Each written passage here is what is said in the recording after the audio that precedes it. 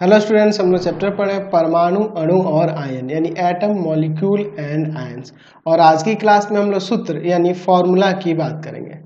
सूत्र यानी कि फॉर्मूला की बात करेंगे। देखिए, रसायन शास्त्र में सूत्र क्या होते हैं, तो जब हम लोग केमिस्ट्री पढ़ते हैं तो याद है हम लोग यौगिकों के बारे में भी पढ़े थे।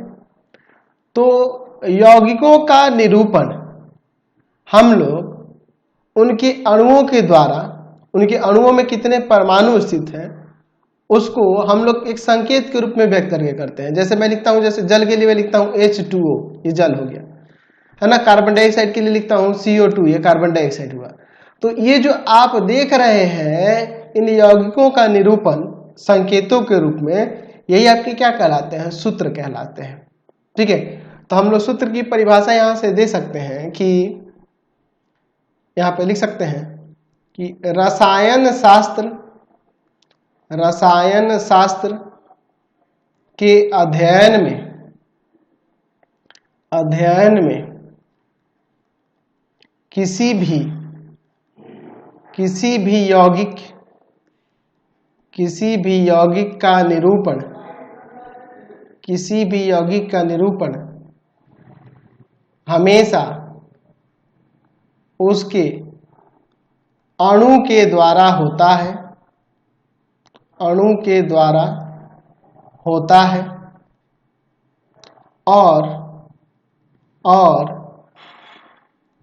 अणु को उसमें उपस्थित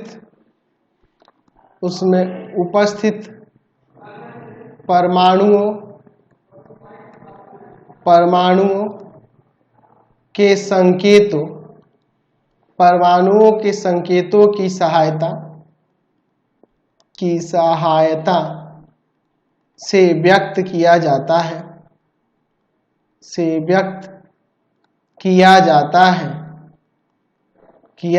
है जिसे सूत्र कहते हैं। क्या कहते हैं जी? सूत्र कहते हैं। रसायन शास्त्र के अध्ययन में किसी यौगिक का निरूपण हमेशा उसके अणुओं द्वारा होता है और अणुओं को उसमें उपस्थित परमाणुओं के संकेतों की सहायता से उसे व्यक्त करते हैं, और उसी को हम लोग क्या कहते हैं? सूत्र कहते हैं। देखिए, सूत्र जो होते हैं वह दो प्रकार के होते हैं। पहला हो जाएगा आपका सरल या मूलानुपाती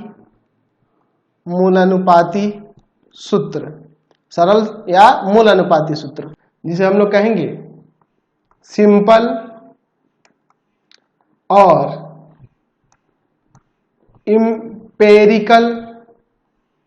इंपेरिकल फॉर्मूला। और दूसरा हो जाएगा आपका अणु सूत्र या रासायनिक सूत्र यानी कि मॉलिक्यूलर और केमिकल फॉर्मूला। तो चलिए हम लोग एक एक करके दोनों प्रकार के सूत्रों के बारे में समझते हैं। ठीक है, तो चलिए देखते हैं पहले सरल या मूल अनुपाती सूत्र क्या होता है। हम लोग पहले से परिभाषित कर देते हैं, फिर हम लोग समझेंगे। ठीक है, तो यहाँ पे लिख सकते हैं कि किसी यौगिक का वह सूत्र जो उस यौगिक के अणु में उपस्थित तत्वों के परमाणुओं की संख्याओं ऐसे लिख देते हैं, क्योंकि परमाणुओं की संख्या मतलब अधिक संख्या हो सकती है। संख्याओं का सरलतम पारस्परिक अनुपात व्यक्त करता है। सरल सूत्र या फिर मूलानुपाती सूत्र कहलाता है। सरल या मूलानुपाती सूत्र कहलाता है। ठीक है, परिभाषा से चलिए इसको समझते हैं। किसी यौगिक का वह सूत्र जिसमें क्या कहते हैं, जिसमें क्या होता है जी कि यौगिक के अणु में उपस्थित तत्वों के परमाणु की संख्या का सरलतम पारस्परिक अनुपात उसमें रहता है। ठीक है, जैसे मैं लिख रहा हूं मैं यहां पे लिख दे रहा हूं बेंजीन। तो बेंजीन का आप सूत्र पढ़ोगे क्लास 10th में जाओगे तो होता है C6H6। ये बेंजीन का सूत्र हुआ। ठीक है, और इस सूत्र का सरल सूत्र जो हो जाएगा CH हो जाएगा। ये क्या कहलाएगा, इसका सरल सूत्र कहलाएगा। यही आपका क्या है, सरल सूत्र है। ठीक है, क्योंकि हमने देखा है कि यहां पर ये जो यौगिक है, इस यौगिक के अणु में उपस्थित जो तत्वों के परमाणुओं की संख्याओं देख रहे हैं यहाँ पे 6 तो इसका सरल अनुपात 1:1 हो जाएगा। तो यहां से 1:1 यानी कि CH हमने लिख दिया। तो ये क्या हो गया, आपका सरल सूत्र हो गया। उसी तरह से मैं यहां पे लिख रहा हूं हाइड्रोजन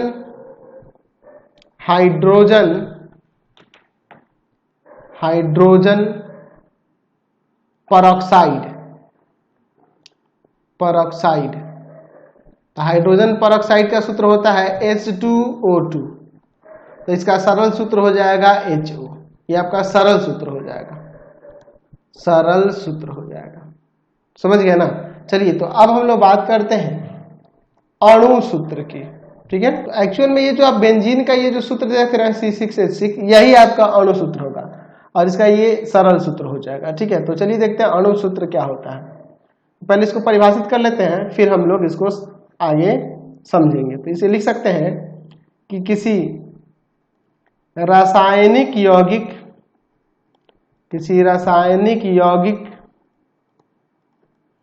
का वह सूत्र जो उस यौगिक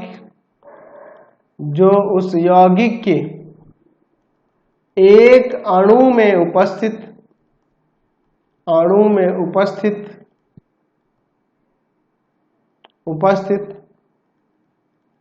तत्वों के परमाणुओं की वास्तविक संख्या को व्यक्त करता है।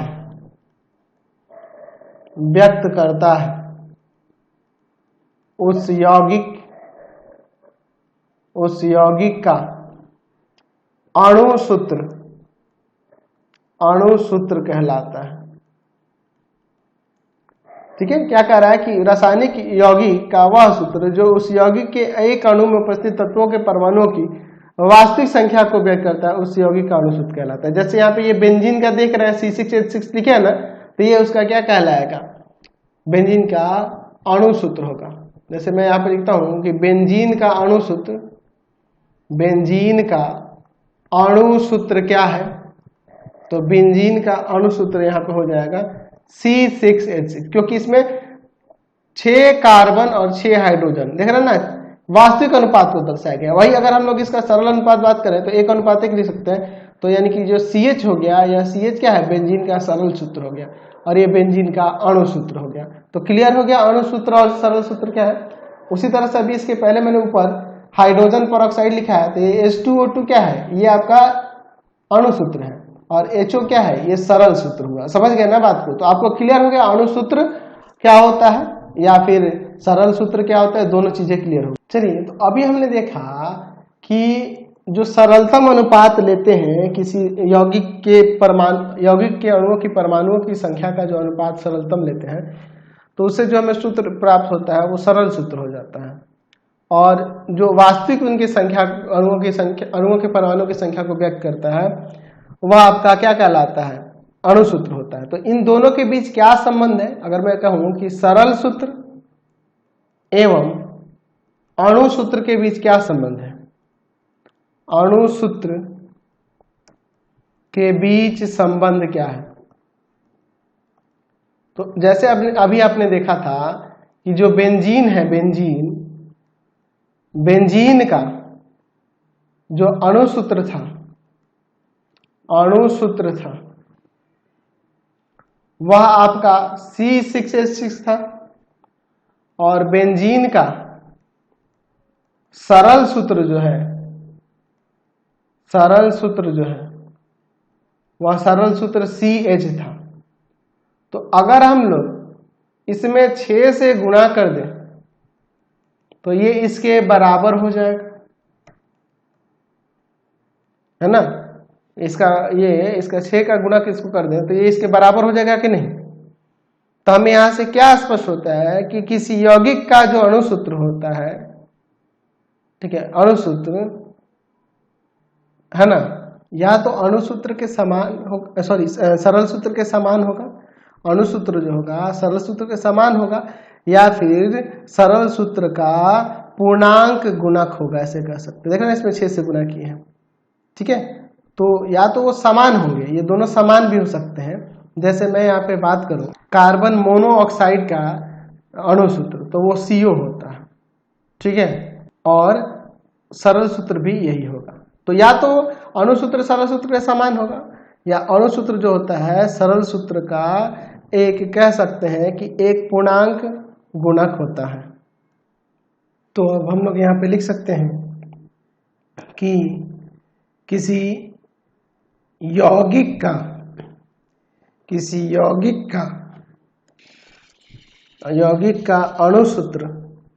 अणुसूत्र या तो उसके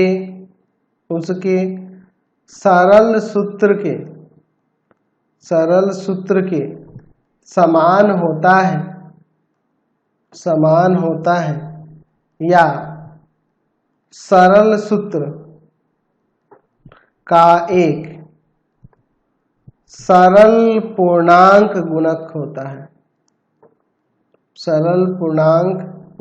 होता है, ऐसा हम लोग लिख सकते हैं। यानी कि यहाँ पे हो सकता है कि जो अणुसूत्र होगा वह अणुसूत्र किसके बराबर हो जाएगा, तो n गुना हो जाएगा सरल सूत्र के, और यहाँ पे n किसका मान हो जाएगा, n का मान क्या होगा, जहाँ n जो होगा n का मान 1 2 3 4 5 ये सब होंगे, ठीक है, पूर्णांक होंगे, धनात्मक पूर्णांक होंगे। क्योंकि देखो 1 रखेंगे तो ये बराबर हो जाएंगे, 2 रखेंगे तो ये इसका 2 गुना, ये 3 रखेंगे तो 3 गुना, ऐसे हम लोग यहाँ पे दिखा दिए। तो यहाँ पे हमने दोनों के बीच, अणुसूत्र और सरल सूत्र के बीच में संबंध दर्शाया है। चलिए अब हम लोग बात करते हैं अणुसूत्रों के लिखने की विधि क्या है, ठीक है।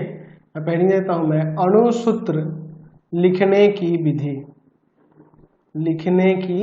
विधि, अणुसूत्र को लिखने की विधि के बारे में हम लोग बात करने वाले हैं। देखिए, जो हम लोग अणुसूत्र लिखते हैं, किसी यौगिक का अणुसूत्र जब लिखते हैं तो हम लोग क्या करते हैं कि उनके अवयवी तत्वों के जो संकेत हैं अगल बगल लिखते हैं, ठीक है। जैसे मैं यहाँ पे एक ले रहा हूँ H2SO4, जैसे मैं ले रहा हूँ हाइड्रोक्लोरिक एसिड, तो इसमें देखिए अगल बगल मैंने क्या लिखा है, इनके संकेतों को लिखा है।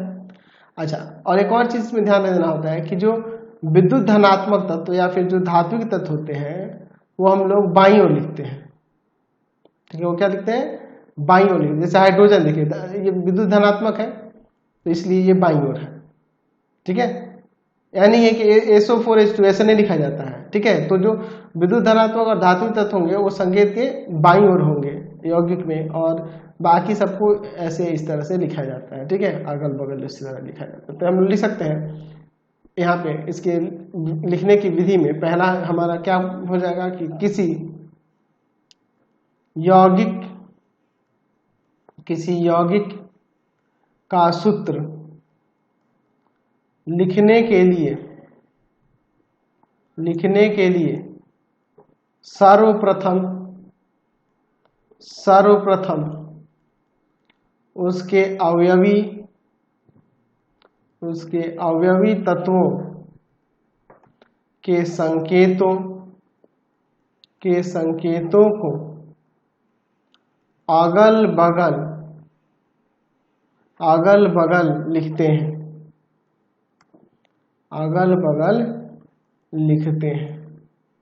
उसी में यहाँ पे लिख सकते हैं कि अधिक विद्युत धनात्मक, अधिक विद्युत धनात्मक, अधिक विद्युत धनात्मक, अधिक विद्युत धनात्मक, धनात्मक, विद्युत धनात्मक या धात्विक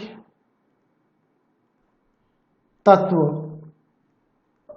का संकेत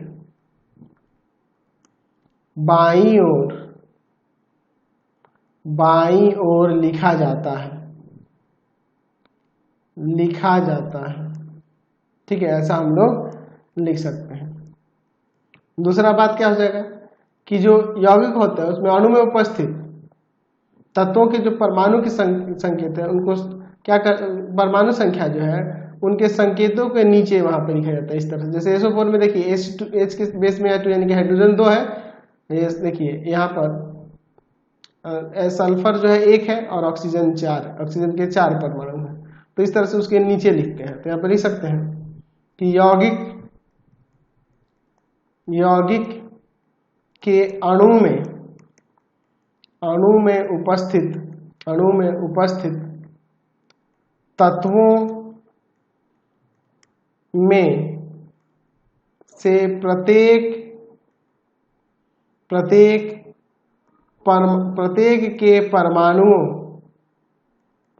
के परमाणुओं की संख्या को उसके संकेत के नीचे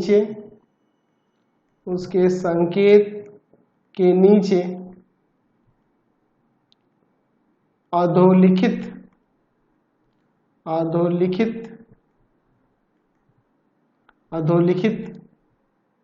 के रूप में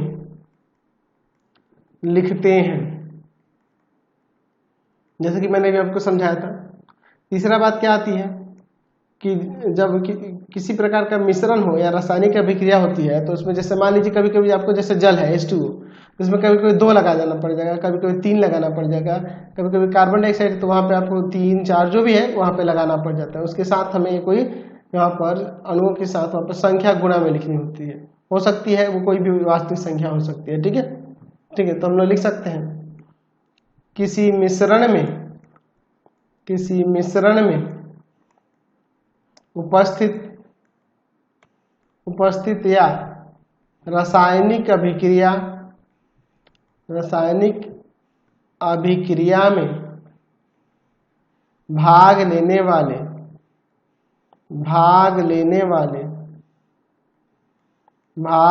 वाले अणुओं की संख्या को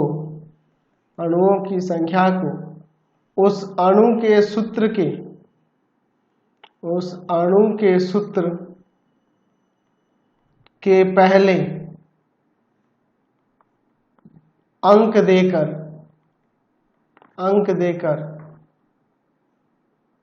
व्यक्त किया जाता है, जैसे मैंने अभी आपको यहाँ पर बताया है। समझ गया ना? बाहर इसके साथ इसके पहले इस अणु सूत्र के पहले यौगिक का जो अणु सूत्र देख रहे हैं इसके पहले यहाँ पर गुणा में देकर हम लोग व्यक्त करते हैं कई सारी अभिक्रिया में।